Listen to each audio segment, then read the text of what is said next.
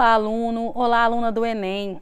Meu nome é Angélica, sou professora de História e hoje o tema da nossa aula é Conflitos Mundiais, parte 2.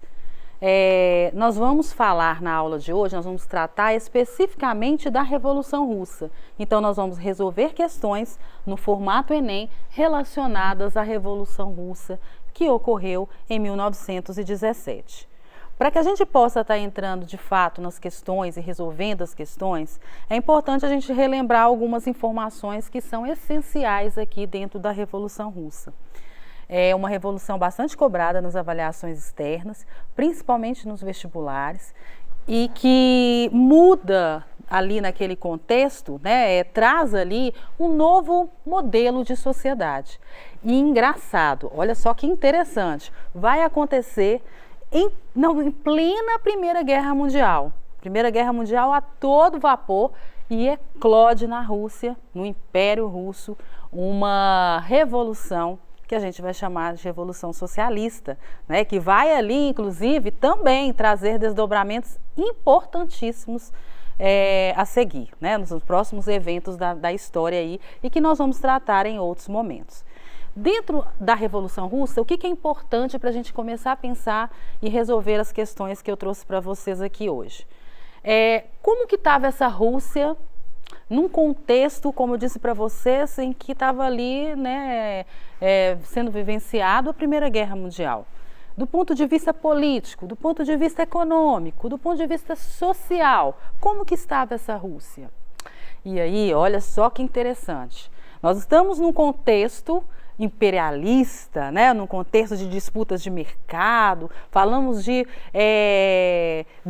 países industriais. Olha que interessante, a gente tem uma Rússia participante dessa guerra e que, na verdade, a base da sua economia era agrária.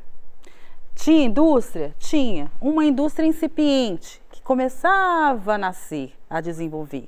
Do ponto de vista político, nós temos uma Rússia czarista, vivendo sobre o império, resquício, galera, daquele antigo regime.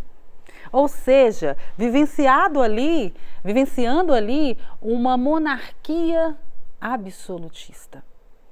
E ainda, olha só, do ponto de vista social, como eu acabei de falar com vocês, a base era agrária, então nós temos ali muitos camponeses e que ainda viviam, muitos deles, num regime de servidão, lembrando lá atrás o antigo regime ou até mesmo a era feudal.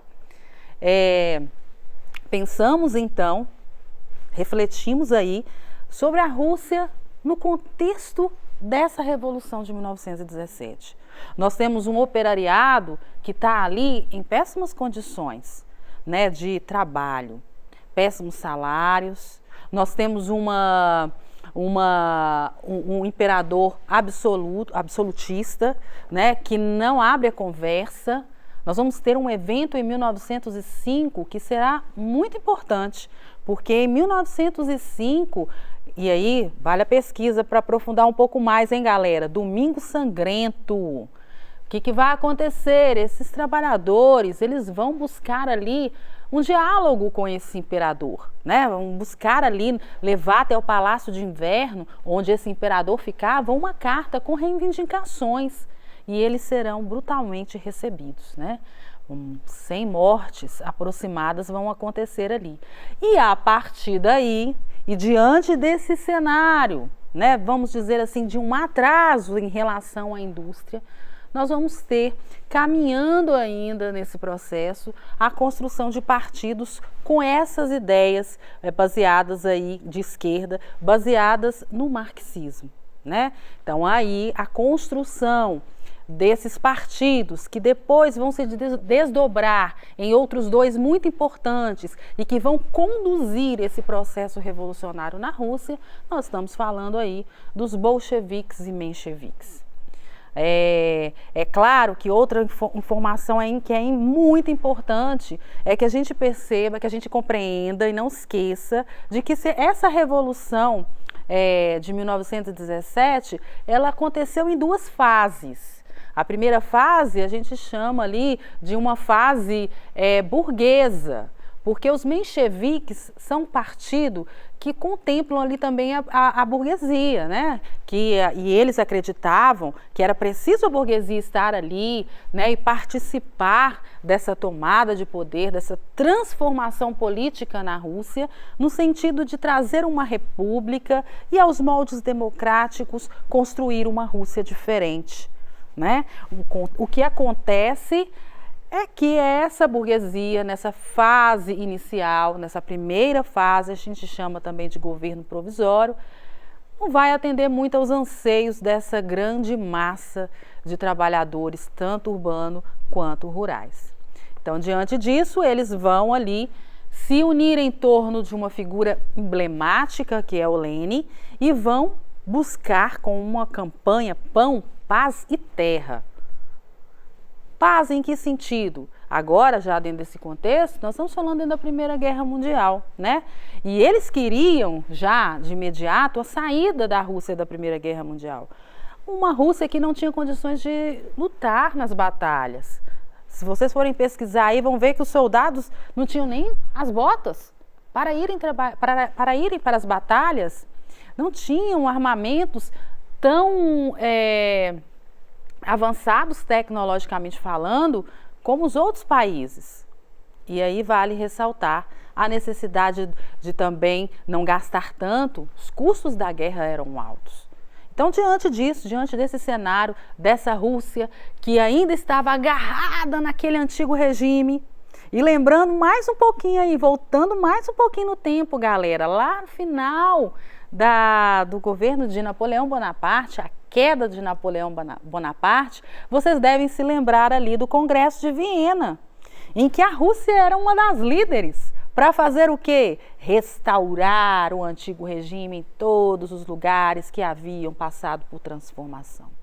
Então é essa Rússia que está ali no século XX, né? Com o pé ainda no antigo regime e com um cenário, um pé no antigo regime e um pé na modernidade, quando nós falamos na industrialização que começava, né? E aí, diante disso, não houve outra alternativa naquele momento para aquelas pessoas que viam nas ideias socialistas um caminho para essa liberdade, um caminho para a transformação daquela realidade, daquelas pessoas que sofriam ali. Estamos entendidos? Relembrado aí? Agora vale a pena aprofundar ainda mais, hein, galera? Tem muitos desdobramentos aí. Tem guerra civil lá dentro, depois disso. Tem muitas tretas aí, mas é preciso que vocês vejam, se aprofundem, busquem leituras de livros paradidáticos, para que vocês possam realmente compreender nessa totalidade esse universo, que vai desdobrar e muito, porque a gente fala lá na frente em Guerra Fria, galera, e olha a Rússia aí, agora não mais Rússia depois da Revolução, agora União Soviética, e eles vão ser protagonistas desse conflito aí ideológico mais à frente. Vamos lá então, vamos todo mundo comigo? Questão do Enem, a Revolução Russa pode ser considerada um marco divisor na história da humanidade. Rompendo com o liberalismo vigente até então, esse episódio inovou ao implantar uma sociedade baseada em valores como, letra A, o coletivismo econômico e político no plano ideológico, uma vez que não houve sua efetivação de fato no campo político.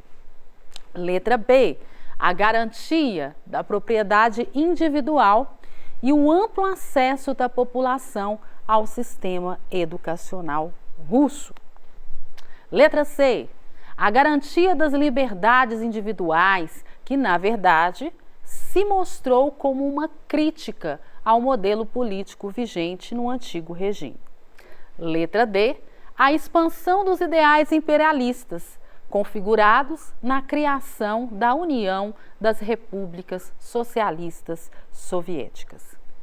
Letra E, a consolidação da social-democracia, uma vez que esse regime político baseava-se na ampla participação popular nas decisões políticas. E aí, galera, qual que vocês marcariam aí de casa? Lembra que eu estou apresentando para vocês algumas questões e algumas delas são bastante conteudistas, exigem lá no detalhe que vocês conheçam. Por exemplo, falar em social-democracia, nós estamos falando lá do contexto inicial da criação desses partidos que vão ser oposição aí a esse império czarista absoluto. Então, é preciso que a gente tenha, sim, né, conhecimento acerca de detalhes dos processos. Lembrando que o Enem nas últimas edições esteve aí mais conteudista, cobrando os detalhes. E você não pode ficar de fora dessa, hein, galera? Vamos nos atenar aí. A resposta correta, letra A. O coletivismo econômico e político no plano ideológico. Olha que questão interessante, hein? Uma vez que não houve sua efetivação de fato no campo político. Nós estamos falando de um socialismo na segunda fase da Revolução Russa, né, quando os bolcheviques ascendem o poder. Nós estamos falando de uma tentativa de colocar na prática a ideia socialista, a teoria socialista, que diz o quê? Que é preciso uma ditadura do proletariado para conduzir aquela sociedade para uma sociedade de fato comunista, que sabe dividir, que sabe partilhar, que consegue, na verdade, fazer isso. Então, do ponto de vista político, não houve essa coletivização. Do ponto de vista político, nós tivemos uma ditadura ali inaugurada, né? Que é a ditadura do proletariado. Eu indico a vocês, né, lerem o livro do George Orwell, que é A Revolução dos Bichos. Muito legal, vocês vão gostar. Tem o filme também, mas é importante ler o livro, galera. Muita coisa vocês vão perceber de interessante ali, né? E que vai construir essa ideia da organização política para vocês aí, do que foi a União Soviética, né? Ou seja, a Rússia depois da sua revolução. Então, nós falamos sim de um coletivismo econômico, nós vamos ter ali o desespero, né, de muita gente com propriedade, agora o Estado assume isso. E político no plano ideológico, porque a questão é a ideia, né, a ideia de transformar aquela sociedade numa sociedade coletivista, numa sociedade que compartilha os meios de produção. Estamos entendidos? E os meios de produção são entendidos a terra também, galera, não é só máquina, fábrica, né? A terra, ela é um meio de produção. O novo governo não pôde dar aos povos da Rússia, uma outra questão do Enem, tá? Nem a paz, nem o pão, nem a completa liberdade. Por isso, a classe operária deve prosseguir sua luta pelo socialismo e pela paz, aproveitando-se para isso da nova situação e explicando às massas. Inclusive um trecho do Lênin, olha só. Faz parte desse discurso desse político extremamente importante, tão importante, mas tão importante para os russos que ele foi embalsamado, né? Depois dá uma olhada nisso também. O trecho anterior foi produzido logo após a Revolução de Fevereiro de 1917, que derrubou o czarismo e implantou um governo provisório.